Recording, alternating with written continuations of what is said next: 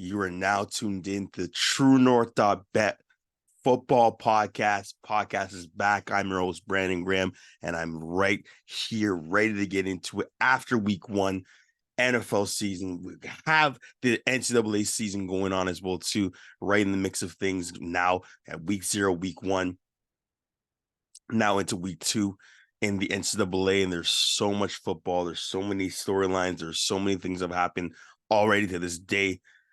Sloppy football, interesting football. It is great. It doesn't matter what it is. We always have football on our sides. We always have football here. Make sure, of course, you're going on TrueNorth.bet to lay down any parlays. You can always go there because it's always a bet in the right direction. It doesn't matter. It's always going to be a bet in the right direction on a Monday, Tuesday, Wednesday, Thursday, Friday, Saturday, Sunday. It doesn't matter what day it is.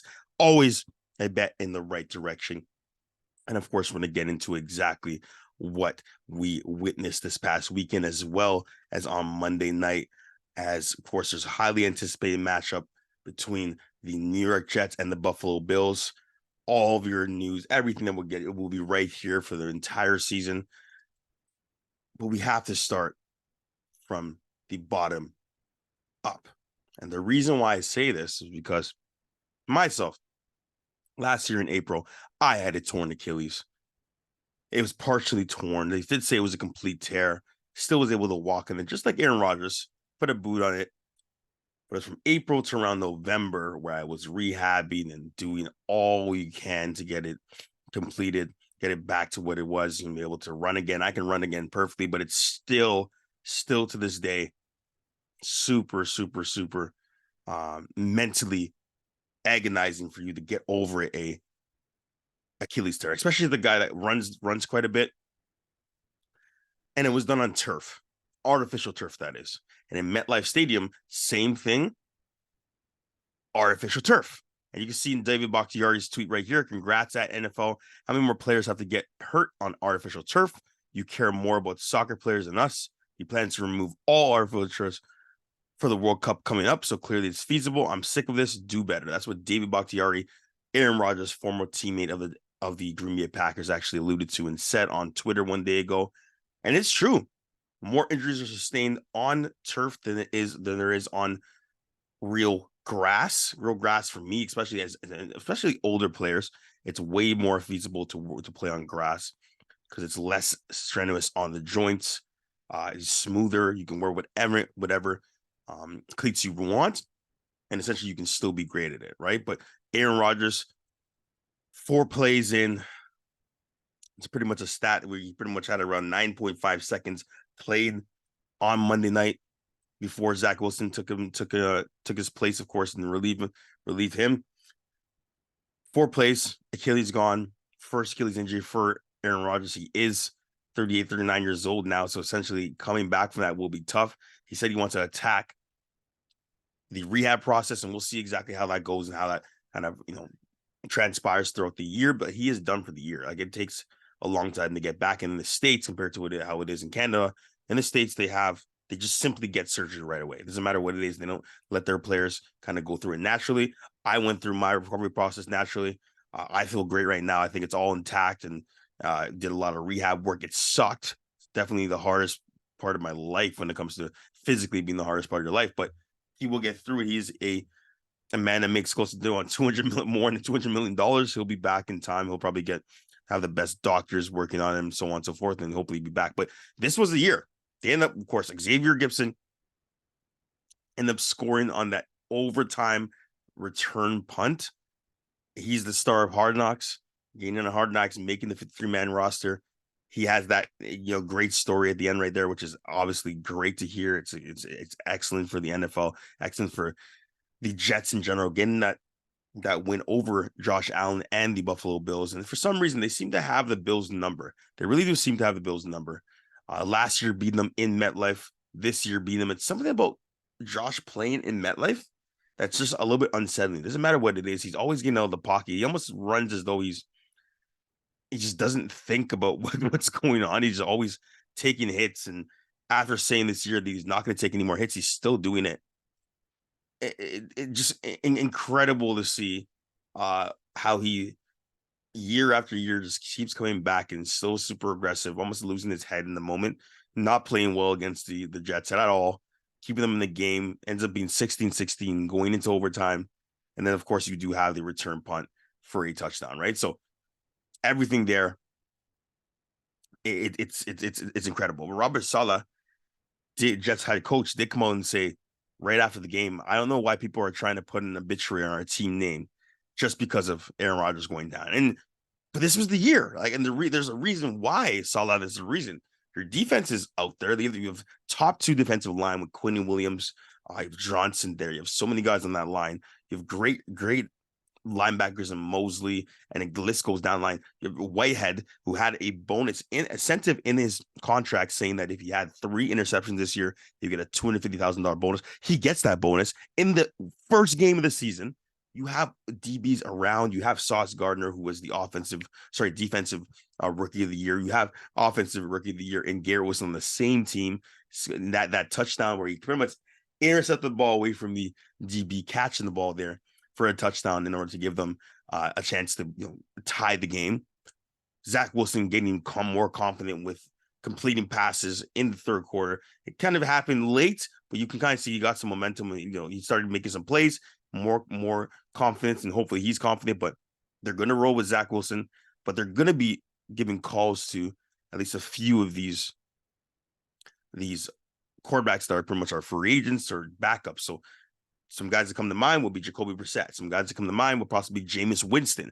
Jameis Winston with this guys, of course, he's able to hit the deep ball. He would be great in this team right now. He would be a great 1-year kind of fix just for kind of, I know you have a 2-year contract with Aaron Rodgers, but it's gone now. He's old. He is older, but he still can sling it, but he still is older, right?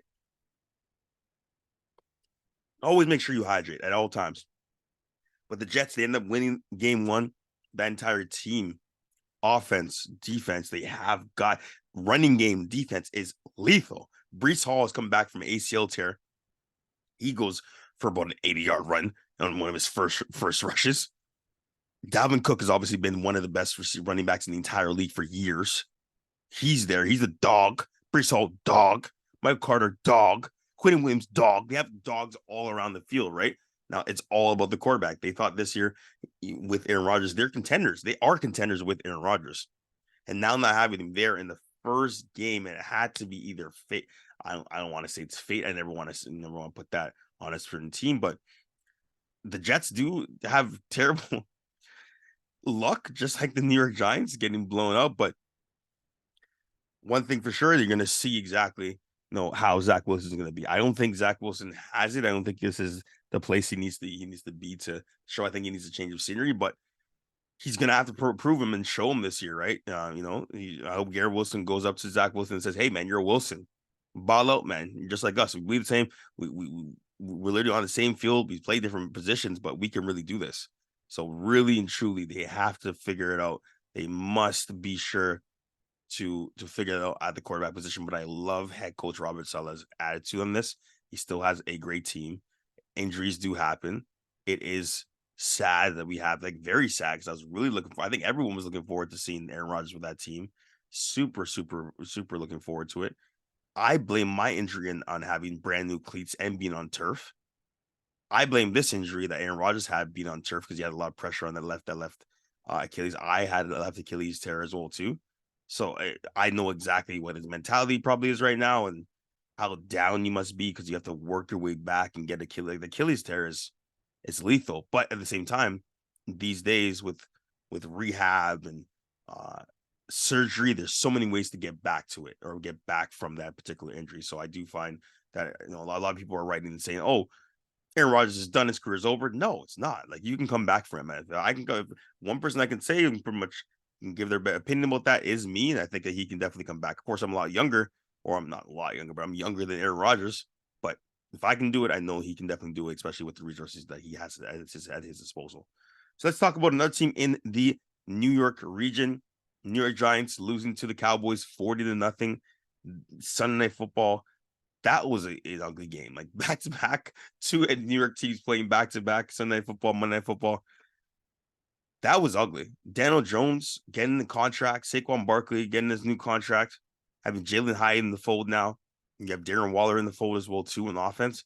Just I know it's raining, but the Dallas defense simply proved why they're like a top 3 defense in the league. You have San Fran's defense, you have the Dallas Cowboys, all right.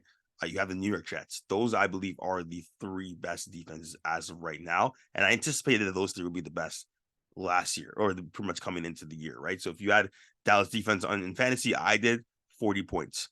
Did I win my matchup? No, because I went against Tua, and Tua was balling this week. But anyways, with shout out to Justin Yeeks, I know you like that because it's his Dolphins, but like, are the Cowboys that dominant? No. I believe that against a team that is not as creative, as other teams. Like, I don't think that the New York Giants pretty much reverted back to exactly how they was exactly how they were under Joe Judge. The offense they're running was similar to what a Joe Judge offense would be running. Daniel Jones looked really lost out there, extremely lost out there. It's like you've seen ghosts. Micah Parsons was pressuring the offensive line of the Giants is not up to par with what the defensive line is for the Cowboys. The Cowboys have put money in the defense and they're balling out and they're showing up. From the pick 6 to fumble recoveries to just dominating from start, getting beat 40-0 is demoralizing, especially in the NFL. But in any football game, 40-0 is demoralizing. Like, you have to go back to the drawing board and reconsider everything you've done. You have to really do it again. But I trust in Dable. I think Dable is gonna figure it out. He's a great coach, great offensive coach, great offensive mind, and I was really surprised with how they're running the ball. It just looked really uncreative. You're just running a straight dive pattern, you're running a straight off tackle. You got to get creative, and they're going to be creative. They're going to be better than that. Once again, they beat the Vikings last year in the playoffs. Daniel Jones is going to figure it out. I think Daniel Jones does have some talent. He's able to dice them up sometimes, but this was a really embarrassing showing. Dak Prescott, I think the running game of Tony Pollard, Deuce Vaughn, the offensive line of the Cowboys were great.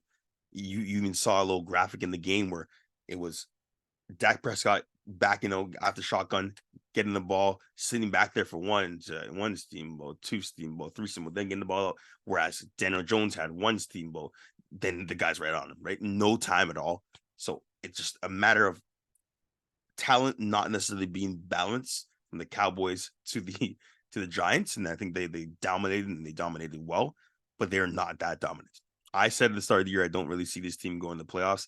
I do now, but at the same time, I made a bold prediction there. It's simply because I don't think the offense is great. I don't think Dak Prescott's going to be able to put it together for a 17-game season. They have 1/17 of the year already done. They're not going to be that dominant. The jury's still out on Dak Prescott, man. Dak Prescott has not proven that he can win playoff games. He's not proven that cannot be a top 5 quarterback in the league. The jury is out. I don't think he's dominant. I don't think this Cowboys are going to be that dominant, and we'll see exactly how they put it together very soon.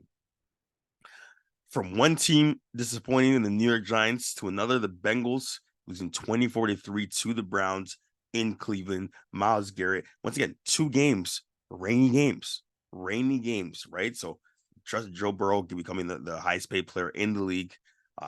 Huge contract, going to that game, playing his worst game of the season ever. And I know the Browns have a number. He's never beat the Browns, essentially.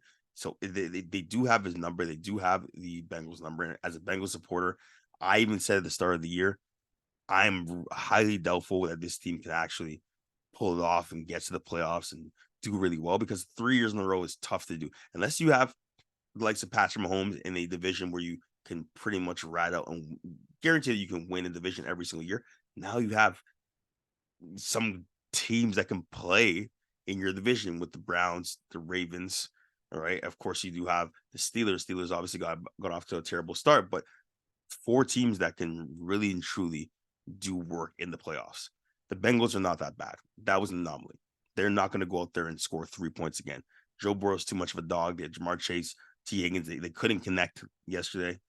They're going to connect very soon. They're going to turn it around. They usually always do.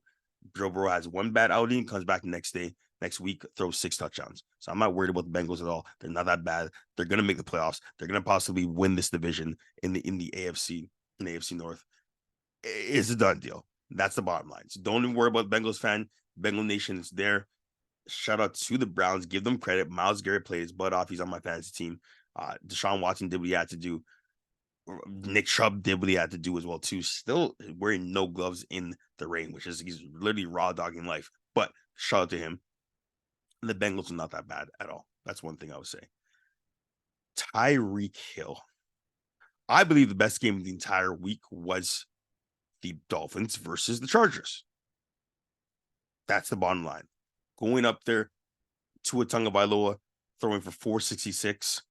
Incredible stats that he had in this game, getting the ball out to Jalen Waddle. But most importantly, Tyreek Hill really going out there and proving that why he's one of the best receivers. He even said in the offseason that he really wanted to be the MVP. He wanted to be the number one guy on the top 100 to prove that he is the best to himself. He believes that, but he went out there and worked. Doesn't matter if it was crossing routes, intermediate routes, deep routes. He was getting to the ball and he was balling out from the start of the game till the end. And that's the bottom line. He's incredible. JC Jackson cooked. All these guys cooked. Justin Herbert still showed up, but both teams were going back and forth. It was a heavyweight bout from the start. Great game in that afternoon slate. I do believe that Tua Tagovailoa and these Dolphins are like they have what it takes. They really do have what it takes to be great in this league, right? Absolutely be great. They are right now second in the AFC East, I guess behind literally behind the New York Jets, who are number one in the AFC East. My goodness, that is incredible to even just think about. But right here, Tyreek Hill going for 215, 2 touchdowns, Jalen Waddle for 78 yards, and then Tua Tagovailoa going for 466, 3 touchdowns, and of course 1 sack. But incredible showing by the Dolphins. Great game because that's a tough team to go into SoFi, being able to beat them in their home arena and still being able to do what they're due. But Tyreek Hill, fade routes, deep routes, crossing routes, it doesn't matter. He's catching everything. He had a very good player, a very good player covering him. Right in Brown, he had a really good player checking him the entire time. It's very tough to see why he can't be the number one receiver this year. And I think that him, Tua, Waddle, they're coming. They're really coming. Just like the Colorado Buffaloes, they're coming this year. They're really coming this year. And I think they're going to have an incredible year. So I do think Tyreek Hill will be in the MVP conversation. It depends. It really is predicated all on if Tua Tagovailoa can be healthy the entire year. And I think he will this year. Hopefully now with the new technology, the helmets, hopefully with the more protection, they shored up the offensive line a lot more. They're a problem. And the Bills are in some trouble because even the Patriots came back and showed some resolve, right? So every team in that division has some fight in them. And the Bills have to maintain it, and they're going to bounce back. But my gosh, we're going to see very soon who the truth is. Tyreek Hill is the truth. Another guy I believe is going to be the truth and has learned under the tutelage of a legend who is now injured is Jordan Love. Jordan Love was balling. I love his release. I love the formations that his coaches have put him in. I love the formations at the time that he has to do what he has to do. Going into Chicago and dicing up, playing way better than Justin Fields. It's almost as though it was like a project that's just was waiting to be unveiled, like a robot waiting to be, released to the masses. Jordan Love is a problem. And I knew this. I knew he was going to have a good year. I really knew he was going to have a good year, but I didn't think it was going to start in the first week. 38-20 versus the Chicago Bears. In passing to Romeo Doubs for 2 touchdowns, a perfect fade route, perfect dig route, touchdown pass that he had as well too. 245, three touchdown passes, 0 interceptions. Literally had 3 yards rushing, 3 rushes for 12 yards, 15-27. He's just an efficient day from Jordan Love, and that's a perfect debut. It's a perfect debut. After all the trash talk that Bears fans are making, after everything that was happening the entire year, all the doubters that said that he couldn't come in and actually step in and do well. Now Aaron Rodgers is injured, unfortunately, and Jordan Love is balling out right now and doing his thing. So incredible outing by him. Incredible outing by the defense of the Packers as well too. It's almost as though someone even said this, and this was done by a professional, saying the Packers and Aaron Jones said the exact same. He's like, hey, we're still the Packers. We're still the Packers. We're still the Packers. Nothing has changed. That's the mentality they have. Aaron Jones is incredible. Aaron Jones obviously going for over 100 yards. Right here, 86 yards receiving, 41 yards rushing, but all together, of course, over 100 yards, and of course having 2 touchdowns. Right, so him actually having a great day on the field. He had 1 touchdown rushing, 1 touchdown receiving. Incredible day from Aaron Jones. They have guys. They're gonna play well. I think that Jordan Love, the more time he gets, the better he's gonna get. I think out of all of the young quarterbacks, he is the best mechanics for throwing the ball, getting the ball right back, getting it, flinging it where it needs to be. I think he has the best mechanics, better mechanics than guys like Jimmy Garoppolo, better mechanics than better mechanics than Mac Jones. But Jordan Love has the best mechanics. I think he's learned a lot from Aaron Rodgers because I think Aaron Rodgers had the best mechanics ever. So he's definitely learned. But Jordan Love is the truth. Like, send that to the bank, stamp it. He's the truth. Probably my Monday morning quarterback, but he is the truth. Trust me. That's the bottom line, and that's exactly what we'll see right now. Going from another teams that are the truth and teams that are really going to do really well this year, the Eagles and the 49ers, and they are still NFC favorites. Absolutely. I believe we'll see the 49ers and the Eagles right back in the NFC Championship. The Eagles played a really sloppy game. Of course, not the best weather game, but they have to thug it out, essentially. They had a lead, let the Patriots come back, made a really close game. It really is all predicated on how well Jalen Hurts plays. He fumbled the ball, didn't play well for a few quarters, but he will figure it out as we go. But Brock Purdy, Brandon Ayuk, Christian McCaffrey, George Kittle, Deebo Samuel, the list goes on of the dog, Nick Bosa, Fred Warner. Those are just a few. Trent Williams. The 49ers are made to win the Super Bowl. And I think it will be a really heartbreaking situation again this year, because I don't think they're going to win the Super Bowl, but they're prime and they look the best out of all teams, I would say. Dallas, San Fran look the best in week 1. It's only week 1, but they just picked up exactly where they left off last year before all the injuries in Philadelphia. And they're going to be gunning to have home field advantage this year and have the Eagles travel to San Fran and see exactly where they are. But Brock Purdy's efficient, getting two touchdowns to Brandon Ayuk. Brandon Ayuk running those dig. I knew he was going to have a breakout year. He's going to. He has to, because he's super talented coming out of Arizona State. He's always been a really talented quarterback. Remember, they beat the likes of Justin Herbert in college. Like, college football is another thing too. I'm going to have a podcast going through college football focus as well, but this is all NFL focus.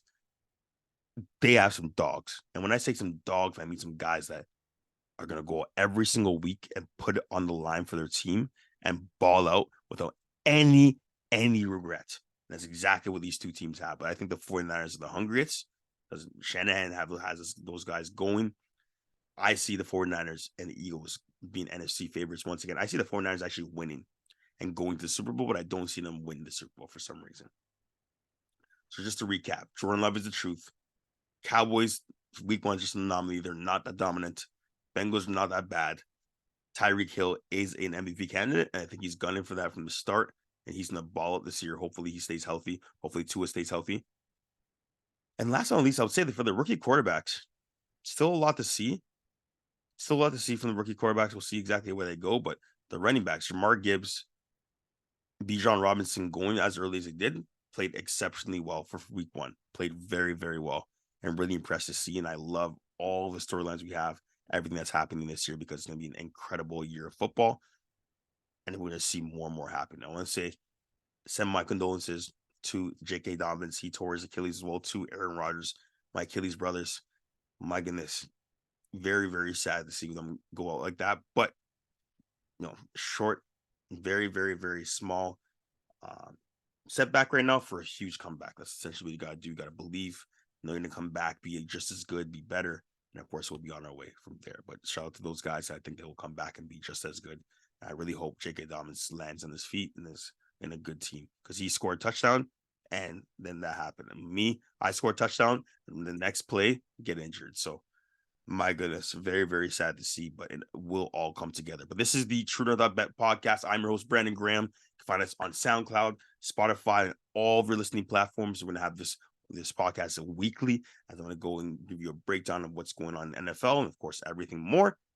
But incredible football happening, even more stuff happening very soon, and we're going to see exactly where we go. But let's get it. Let's keep going and keep balling.